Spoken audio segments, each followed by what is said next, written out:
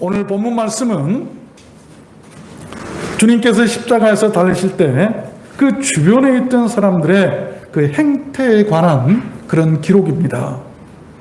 사람은 어려움을 만났을 때 그 사람의 진심이나 본성이 드러나게 됩니다.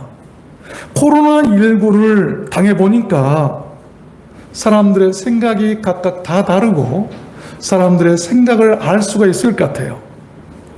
주님의 그 십자가 주변에는 여러 부류의 사람들이 모여 있었습니다.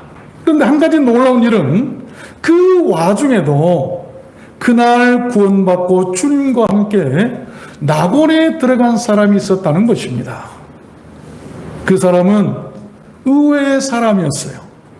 제사장도 서기관도 장로도 관원도 부자도 바리새인도 아니었습니다.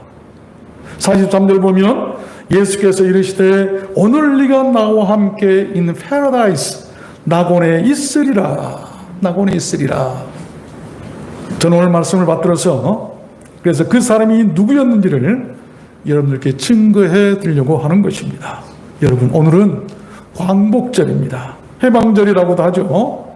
우리 민족이 일제치하 36년에 그 모진 고초의 세월을 청산하고 해방을 맞게 된 날입니다. 말할 수 없이 기쁘고 민족적으로 말할 수 없이 기쁜 날이에요. 그와 같이 마찬가지로 우리들 인생에도 해방을 맞을 날이 있다는 것입니다. 그 날이 언제일까? 그 날은 다름 아닌 이 땅에서 살다가 주님 오라 하시면 오늘 낙원에 들어간 그 강도와 같이 모든 괴롭고 슬픈 고해의 날들을 모두 청산하고 주님과 함께 천국 낙원에 들어가는 날, 그 날이 바로 우리 인생의 진정한 해방의 날이 되는 것입니다.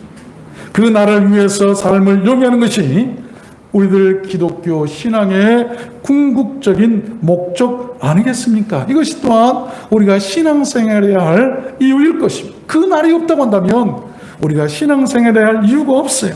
오늘 말씀을 잘 들으시길 바랍니다. 그래서 우리도 주님과 함께 낙원에 들어가는 그 진정한 해방의 날을 맞게 되는 복된 사람들이었으면 참 좋겠습니다. 여러분 모두 그렇게 되시기를 주님의 이름으로 축원합니다. 그러면 주님과 함께 낙원에 간 그 사람이 누구였을까요? 첫 번째로 물질에 눈먼 사람이 아니었습니다. 34절 보면 저희가 그의 옷을 나누어 채비 뽑을세. 여러분, 물질이라고 하면 사람이 오감으로 포착할 수 있는 물건이나 물체를 말하죠. 사람의 사고나 감정이나 행동 등의 대상이 돼요. 그렇습니다. 십자가 주변에는 예수님이 입으셨던 자색 옷, 그것이 탐이 나서 그 옷을 서로 차지하기 위해 치열하게 제비까지 뽑으면서 행동하는 사람들이 있었다는 것입니다. 그들은 십자가 곁에 있으면서도 구원받을 수 있는 좋은 기회를 얻고 있었지만, 구원주이신 예수님께서 그들의 가장 가까이에 있었지만 구원에는 관심이 없었어요. 오로지 뭔가 얻을 것이 없는가 해서 탈취물에만 관심이 있었던 사람들입니다. 그런 사람은 낙원에 들어갔던 그 사람이 아니었다는 것입니다. 오늘날에도 그렇게 신앙생활을 하면서 물질에만 눈이 어두워진 사람들이 있어요.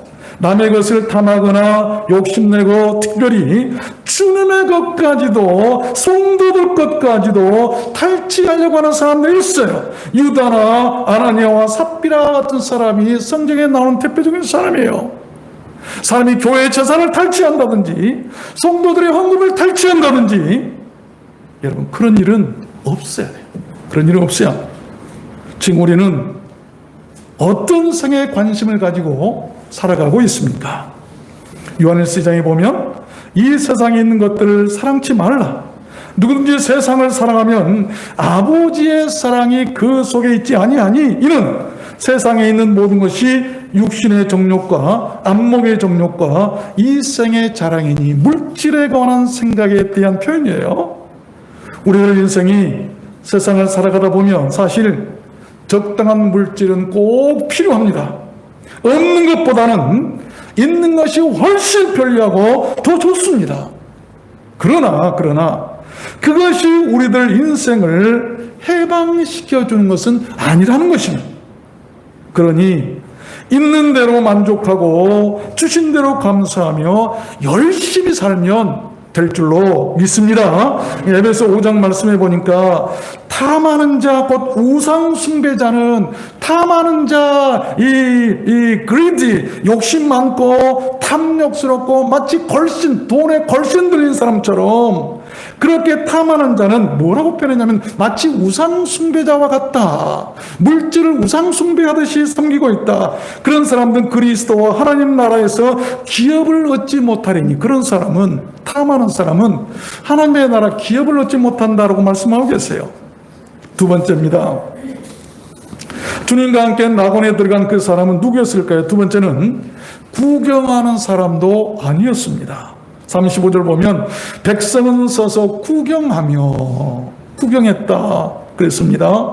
십자가 주변에 모여있던 사람들 중에는 그렇게 서서 바라만 보고 십자가를 구경만 하고 있었던 사람이 있었어요. 그런 사람들도 또한 주님과 함께 낙원에 들어간 그 사람이 아니었다는 사실입니다. 그런 것입니다. 신앙생활은 가까이서 바라보거나 구경만 하는 것이 결코 아닙니다. 같이 동참하고 같이 참여하고 같이 행동하는 것이죠. 그래서 성경은 행함이 없는 믿음은 그 자체가 죽은 것이라고 말씀하고 있는 것 아니겠습니까? 오늘 우리와 같이 예배드리고 계신 우리 고영님 권사님이 와 계신데 제가 듣기로 주님의 고난에 동참하시고 복음에 동참하신 분이세요. 한 사람 영혼이 얼마나 소중했으면 그 영혼을 전도하기 위해서 자기 신장 하나 떼서 주신 분이라고 들었어요. 여러분, 주님의 십자가에 동참하는 분들이에요. 지금 우리들 신앙은 어떠합니까? 그저 가까이서 어떻게 되나 방관하고 구경이나 하는 그런 사람들입니까? 어떤 사람은 이 어려운 코로나19에 교회가 어떻게 되나 기다리고 구경하는 사람들도 있습니다. 그런 사람은 주님과 함께 낙원에 들어갈 사람들이 아닙니다. 밖에 쫓겨나서 슬피 울고 이를 갈며 후회할 것이라고 성경은 기록하고 있습니다. 우리는 그렇게 되지 않기 위해서 힘든 광야길에 동참해야 되고 이기며 신앙생활을 해나가야 하는 것입니다. 저는 목사이기 때문에 동료 목사들도 많이 있고 많은 사람들과 통하고 연락도 하는데 많은 교회들이 무너져가고 있는데 대개 보면 코로나19라고 해서 비대면으로 못 모이게 하니까 그 말에 따라서 예배를 안 드린 교회는 다 무너졌어요. 그러나 한두 사람이 모이도록 꿋꿋하게 예배를 드리고 신앙에 지켰던 교회는 지금도 버티고 견디고 있더라고요. 우리 교회도 비대면이라 해서 예배 안 드리면 금방 무너져요. 이건 마귀의 전략이죠. 우리가 그런데 속아서는 안 될 줄로 믿습니다. 여러분, 전쟁을 보고도 구경만 하는 사람은 그 나라 사람이 아니거나 가장 비겁한 사람일 것입니다. 물에 빠진 사람을 보고도 그냥 지나친다면 그 사람은 악한 사람일 것입니다. 교회에서도 마찬가지입니다. 교회들이 어려워지는데 코로나19 때에 구경만 하는 사람은 믿음이 없는 사람인 것이죠. 예수님의 비유 중에 강도 만난 사람 얘기가 나오죠. 거기 나온 제사장이나 레인이 바로 그런 사람들이었어요. 그러나 선한 사마리아인은 그 강도 만난 사람을 바라만 보지 않고 구경만 하지 않고 그의 곁으로 다가가서 그를 돌봐줍니다.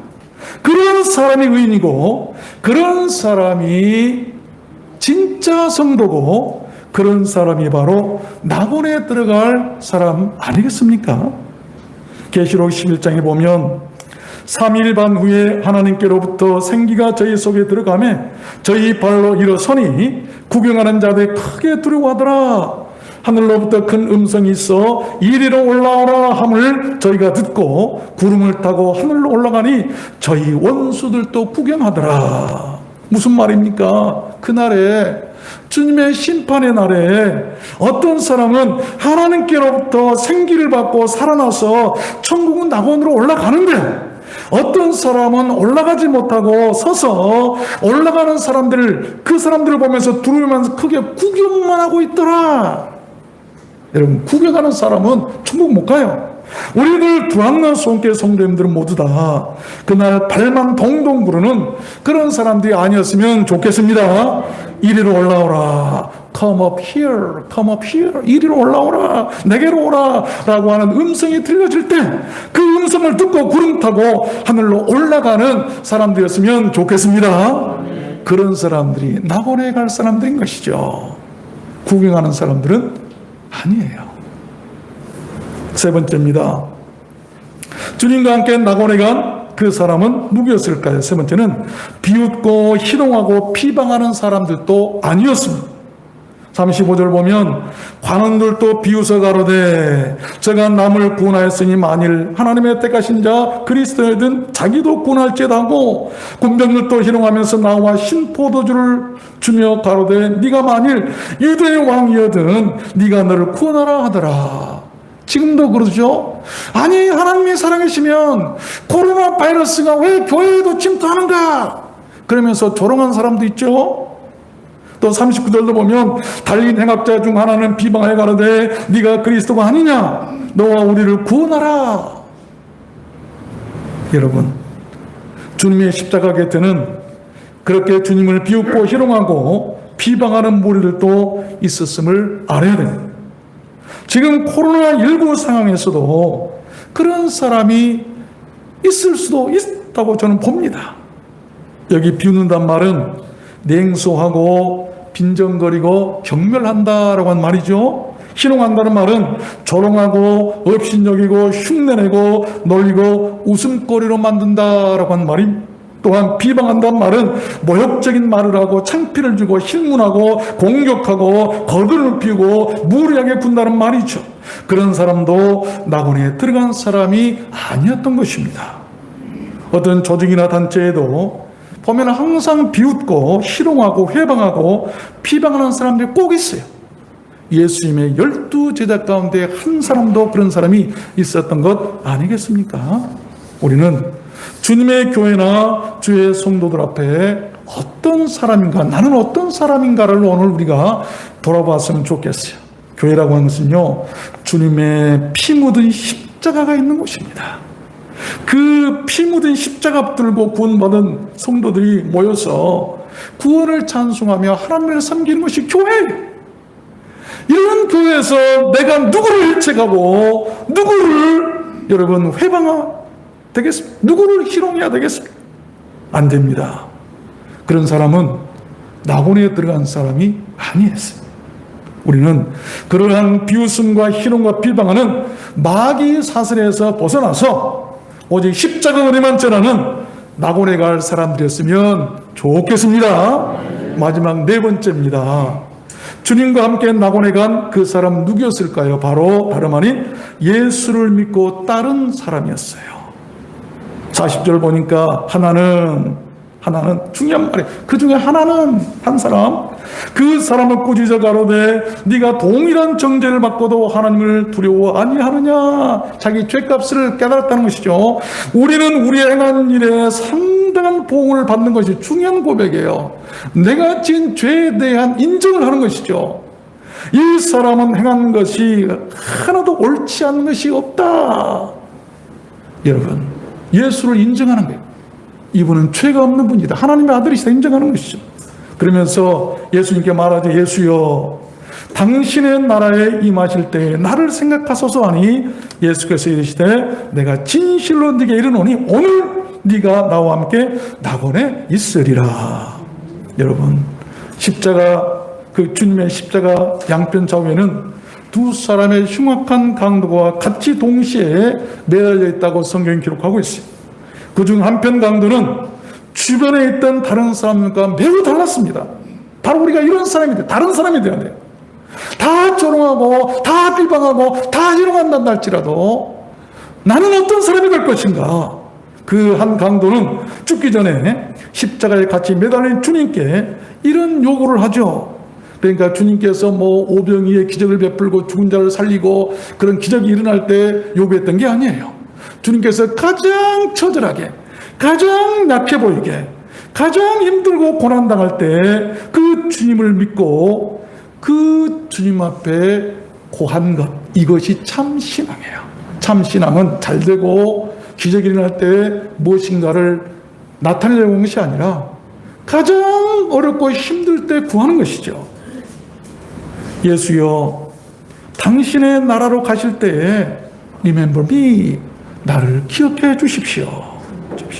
그때 주님은 그에게 이렇게 말씀하시죠. 예수께서 이르시되 내가 진실로 네게 이르노니 너다, 네가 다른 사람이 하다 너다, 네가 today 오늘 with me, 나와 함께 in paradise, 낙원에 있으리라 그랬습니다. 주님과 함께 낙원에 간 그 사람 비록 강도였어요. 십자가에 못 박혀 죽을 만큼 아주 흉악한 죄를 지은 중죄인이었습니다. 그가 십자가 위에서 죽음 직전이라도 예수를 믿고 그를 따르기로 결심했을 때 그는 주님과 함께 그날로 낙원에 들어갈 수 있었던 것입니다. 이것이 우리들 기독교의 구원이에요. 그 순간 그 강도는 그동안 세상에서 지었던 모든 죄로부터 해방이 되었을 것입니다. 그가 지은 죄로 인해서 많은 사람들에게 정죄를 당하고 멸시를 당하고 비웃음거리가 됐을 것입니다. 그러나 이런 것에서 모두 다 해방되는 순간이 있어요. 그 두려움에서 해방되고 지옥의 공포로부터도 다 해방이 되었을 것입니다. 그것이 우리들 인간의 참된 자유고 참된 평화고 참된 해방인 것입니다. 그것이 우리들 기독교 구원관 아니겠습니까? 여러분, 사람은 무엇을 따라가느냐에 따라서 그 인생이 좌우되죠. 우리가 파리를 따라가면 어디에 이를까요? 파리를 따라가면 쓰레기장이나 화장실에 이르게 될 것입니다. 도둑을 따라가면 어떻게 될까요? 같이 담을 넘게 될 것입니다. 마귀를 따라가면 지옥에 갈 수밖에 없습니다. 그러나 반대로 벌을 따라가면 꿀을 얻게 될 것이고, 나비를 따라가면 꽃을 보게 될 것이고, 예수님을 따라가면 낙원에 이르게 될 줄로 믿습니다. 우리는 누구를 따라갈 것인가? 예수님께서는 그렇게 우리를 위해서 따라오도록 목자가 되셔서 앞장서셨어요. 여러분께서는 십자가 양편의 두 강도 중에서 어떤 사람이기를 바라십니까? 비웃고 조롱하고 비방하는 사람이기를 바라십니까? 아니면 주님과 함께 낙원에 들어가기를 바라는 신앙인들이십니까? 요한복음 1장에 보면 참빛꽃 세상에 와서 각 사람에게 비치는 빛이 있었나니 그가 세상에 계셨으며 세상은 그로 말미암아 지은 바 되었을 때 세상이 그를 알지 못하였고 자기 땅에 오매 자기 백성이 영접지 아니하였으나 영접하는 자 곧 그 이름을 믿는 자들에게는 하나님의 자녀가 되는 권세를 주시겠다고 분명히 약속하셨어요. 우리가 따라가야 할 사람이 누굽니까? 누구를 사람 따라가면 사람 냄새가 나게 보자. 여러분 신앙생활 때 절대 사람 따라가지 마세요. 잘난 척하는 사람 따라가지 마세요. 반드시 멸망의 길이에요. 실패의 길이에요. 우리 주님을 따라가시길 바랍니다. 주의 말씀을 따라가야 돼요. 주의 말씀. 그래서 주의 말씀은 내 가는 길에 빛이 되고 등불이 된다. 밝은 등불을, 꺼지지 않는 등불을, 어떤 시련이나 환란이 바람이 불어와도 꺼지지 않는 그 말씀의 등불을 붙잡고 가야 길을 잃지 않고 우리가 낙원에 들어갈 수 있다고 하는 것입니다. 말씀을 맺겠습니다. 영화 중에 Conquest of Paradise랑 Conquest of Paradise, 낙원의 정복이라는 그 영화 있어요. 저도 봤는데 아주 주제 음악이 매우 웅장하고 아름다워서 더 유명한 그런 영화죠. 콜럼버스가 낙원을 찾아 이 죽음을 무릅쓰고 그 위험한 바다를 오랜 동안 항해했지만 그가 원했던 황금이 넘치고 아주 고상한 그런 낙원은 없었어요. 그가 어렵게 육지에 상륙해서 밀림 속에다가 그 낙원을 만들기 위해서 에베당을 짓습니다. 그리고 스페인으로부터 거대한 종을 운반해 와서 에베당에 달고 낙원을 한번 만들어 보려고 시도하죠. 그런데 그 예배당마저 낙뢰가 떨어져서 불에 타버리고 말아요. 그래서 저는 그 영화를 보면서 많은 것을 생각했습니다. 이 지상에 우리가 찾는 낙원이 있을까? 그래서 주님께서는 이 세상에 소망을 두지 말라고 하시는지도 모르겠어요. 이 세상에 진정한 낙원이 있을까? 여러분, 이 땅에는 진정한 낙원이 있을 수 없습니다. 이 땅에도 그것은 제한적이고 불완전할 것입니다. 이 땅 그 어디에도 완전한 낙원은 없어요. 그거 찾으려고 하지 마세요. 인류가 아무리 화려하고 멋지게 잘 만들어도 그곳이 낙원이 될 수가 없어요. 뭐 중세 때 지었던 그 프랑스의 거대한 성당이 아주 10불간 화염에 타서 불에 타서 무너진 모습을 여러분 보셨죠? 저는 그것을 보면서 많은 것을 생각했어요. 그것을 마치 화려하게 섬기듯이 우상처럼 이 성당이 어떤 성당인데 하고 했는데 불에 타서 순식간에 무너진 것을 보면서 이 땅의 것이 바로 저런 모습이구나. 성경에는 낙원은 바로 천국에 있다고 말씀하고 계세요. 낙원은 천국에 있기 때문에 이 땅에는 없는 것입니다. 우리가 어떤 낙원에 들어가야만 하겠습니까? 진정한 해방의 개념은 죄로부터 속량을 받고 낙원에 들어가는 것을 말합니다. 종의 신분에서 벗어나서 자유인이 되고 죽이기로 정해진 자가 다시 살게 되고 갇힌 자가 풀려나고 가난한 자가 배고픔에서 벗어나고 저주나 사슬에 묶인 자가 풀려나고 사망의 법에서 벗어나서 생명의 법에 이르는 것을 말합니다. 뿐만 아니죠. 썩어질 피조물들에게 종노릇한 데서 해방이 돼서 참된 자유를 얻는 것을 우리는 해방이라고 그래요. 여러분, 영혼의 진정한 해방이 있으십니까? 성경에서 자유와 해방이란 말을 가장 많이 언급한 사람이 있죠. 누굽니까? 바로 사도 바울입니다. 사도 바울이 가장 자유란 말과 해방이란 말을 많이 썼어요. 그 이유는 저는 생각해 보니까 성경을 가장 깊이 잘 이해한 사도였기 때문 아닌가라고 생각을 합니다. 그가 늘 강조했던 것은 진리를 알라. 진리가 너를 자유케 하리라. 그런 하나님의 말씀을, 진리를 바로 깨달았어요. 예수님의 말씀을 바로 깨달았어요. 그래서 그는 자유를 노래할 수 있었고 해방을 노래할 수 있었다고 하는 것이죠. 우리가 그래야 돼. 교회도 진리가 선포돼야 되고 말씀이 바로 증거해야 되고 하나님 말씀에 사람들 말은 없어요. 근데 갈수록 사람들 귀를 즐겁게 하는 그런 세상에 화려한 그런 미식가들이 많이 있지만 그러나 하나님의 말씀은 점차 더 시들어져 가고 있는 것 같아요. 여러분, 우리 민족의 8.15 해방은 거저 얻어진 것이 아닙니다. 수많은 사람들의 투쟁과 목숨과 피 흘림의 결과였음을 우리는 알고 있습니다. 그래도 우리들 성도의 해방도 거저 얻어진 것이 결코 아닙니다. 마음을 다하고 힘을 다하고 뜻을 다하고 목숨을 다해 바치신 우리 주님의 그 희생과 또한 선열들의 그 복음을 위해 흘리셨던 그 순교의 피에 의해서 우리가 값지게 얻어진 것들이에요. 우리는 오늘 8.15 해방일을 맞이하면서 국가의 해방만 감사할 것이 아니라 우리의 영혼의 해방을 죄로부터 우리의 결박과 마귀의 결박으로부터 풀어주시고 해방시켜주신 그 주님과 그를 위해서 피 흘렸던 모든 선교사님들 그들의 그 희생을 결코 잊어서는 안 될 것입니다. 바울 사도는 진정한 생의 자유와 해방을 얻기 위해서 그는 날마다 죽었다라고 표현하고 있죠. 죽어야 살고 죽어야 진정한 해방을 얻기 때문입니다. 죄에 대해서 죽은 사람은 새 사람으로 다시 살게 될 것입니다. 세상에 대해서 죽은 사람은 낙원의 기쁨을 갖고 살게 될 것입니다. 미움에 대해 죽은 사람은 날마다 평안할 것이고 인생의 진정한 해방을 할 그 날을 준비하며 살면서 그것이 우리가 신앙생활을 해야 할 진정한 또 다른 이유임을 알고 그의 모든 신앙생활이 가치가 있고 그에 대한 모든 신앙생활이 의미가 있는 신앙생활이 될 것입니다. 성경은 말씀합니다.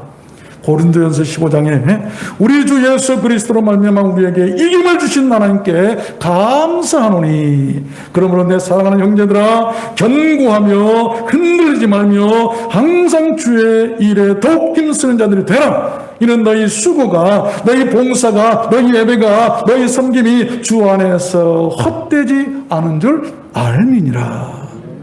여러분 흔들리지 마십시오. 코로나19라고 해서 흔들리지 마세요. 코로나19 알고 보면 별거 아니에요. 어제도 우리 양 집사님과 오랜 동안 전화하면서 코로나19에 대해서만 토론을 하고 있었는데 알고 보면 하나님께서 계시기 때문에 하나님께서 하시는 일이기 때문에 주 안에서 믿음만 합시라고 주를 붙들면 우리 하나님께서 우리와 함께 해주실 줄로 믿습니다. 우리를 승리케 하실 줄로 믿습니다. 믿으십시오. 그래서 언젠가 주님과 함께 낙원에 이르게 되고 거기서 진정한 해방의 기쁨과 영생을 얻게 되는 우리 두란노 수원교회 온 성도들 다 되셨으면 좋겠습니다. 여러분 모두 다 그렇게 되시기를 오늘 주님의 이름으로 축원합니다. 우리 찬